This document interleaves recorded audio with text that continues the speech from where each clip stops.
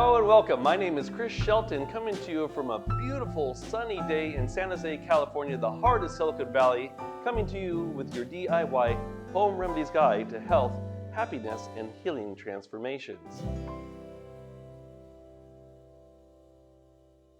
Today what I thought I'd talk about is something that plagues millions of people around the world, and that's cancer. And there's various different types of cancer, and then also fibroids and tumors actually fall into the cancer category as well too. So the main emphasis on today's video is what causes fibroids, tumors, and cancers, and what can we do, number one, for prevention, and then also what can we do if we do get sick and we do get the diagnosis that we have a certain stage of cancer, and how to slow its progress or maybe even actually help to eliminate it. Before we get started here, I thought I'd make a recommendation of a great book on tape, or a book that you could actually buy, by Anita Moorjani. Hopefully I didn't mess up her last name. She wrote the book Dying to Be Me. The foreword is actually written by a favorite person of mine, which is Wayne Dyer. And Dying to Be Me is about her experience of dying, or she had what is called the NDE, a near-death experience. It's documented in her medical records that she actually died and had a choice to come back, and she was able to come back. Her organs were failing, her lungs were filling up with fluids, and she was down to nothing, lesions all over her body. And she was able to come back to share her amazing story of her near-death experience with people, so that way they could really understand, well, you know, you're not your disease, number one, and number two, for her, what was it that she felt was the actual root cause for the cancer to show up to begin with. And one of the main things I found fascinating was that, you know, a lot of times people will say, well, this is your karmatic debt, you didn't do something, or this was a past life thing that's just carrying forward. What she noted inside of her book is that time is not linear. So if we talk about past life regressions and having visions, it could be something going on in a parallel life with yours, or somebody else's conscious experience actually feeding into your own. So her main thing was that it's not something that's a punishable act, like you didn't get cancer because you did something in your past life and now you're repaying it in this life, nor is it your fault that you got the cancer. But one of the things that she did note is that when she was not in alignment with her truth her whole life, meaning she lived with fear, she didn't speak up when she wanted to or should have spoken up, that this kind of angst and this kind of fear, she also had a fear of cancer because one of her close friends died of cancer. She also had a fear of chemotherapy. So because of all these fears, she actually manifested this blockage or this disharmony inside of her life. So like she said, you know, she was, as far as her diet went, her diet was the best diet ever because she was so afraid of getting cancer. You know, she had wheatgrass every day. She made sure not to eat any red meat and those types of things. And what she realized after her NDE was that, no, this wasn't the cause. We hear so many times out there that our cell phones causes cancer, that the 5G is causing cancer, that sitting and watching TV causes cancer, eating non-genetically modified food causes cancer. And true, those things could definitely play a role in the discord of what's going on in our life. But for her, what she was talking about really was that, no, you know what? When I really look at how the cancer showed up because of all the fear that I had.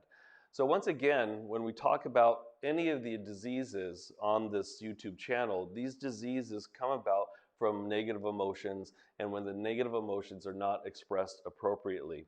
So when we look at cancer, well, what organs are affected? Well, depending on the type of cancer, there could be many different organs. It could be the liver, obviously. It could be your lungs. It could be your kidneys, and your spleen and your pancreas.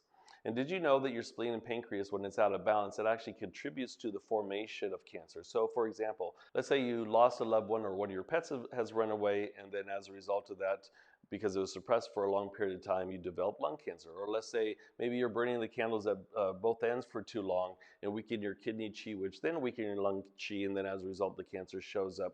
Well, you know that your spleen actually contributes to the function or the formation of phlegm in the body when it's out of balance.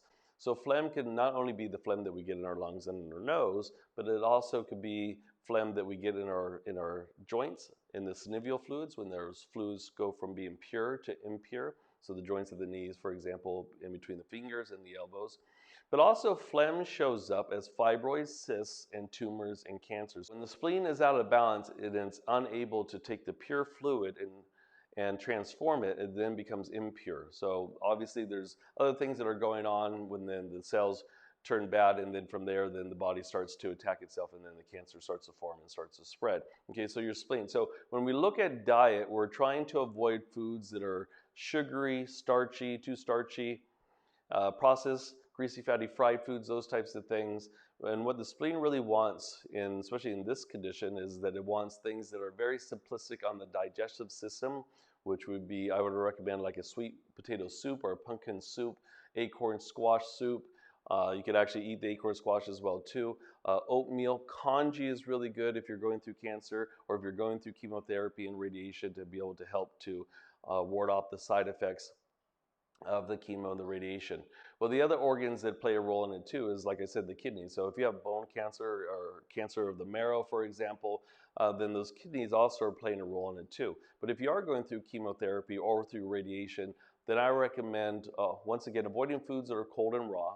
I'd recommend seaweed, I'd recommend sea vegetables, brown rice, for example, Bosch pears, apples, peaches, plums.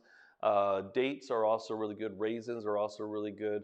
Small saltwater fish, and the smaller the better. So I'm a big fan of sardines because they're small. They're not swimming around the ocean as long as big fish. The bigger the fish are and the longer that they swim around the ocean, the more of a likelihood of a higher case of mercury within the fish itself. So the smaller fish are always better for you. And also the other thing too is making sure to look at the stress that's going on in your life, because this also helps to reduce the inflammation. Okay, so paying attention to how you're eating, being mindful while you're chewing your food, not watching TV while you're eating, making sure not to be standing while you're eating, or not to have heated discussions at the dinner table while you're eating, because those types of things actually disrupts the digestive function, which then disrupts the spleen, which can create it to become out of balance to where it can't transform the food and the fluids properly, which then could create the foundation for the possibility of cancers and fibroids and tumors to show up.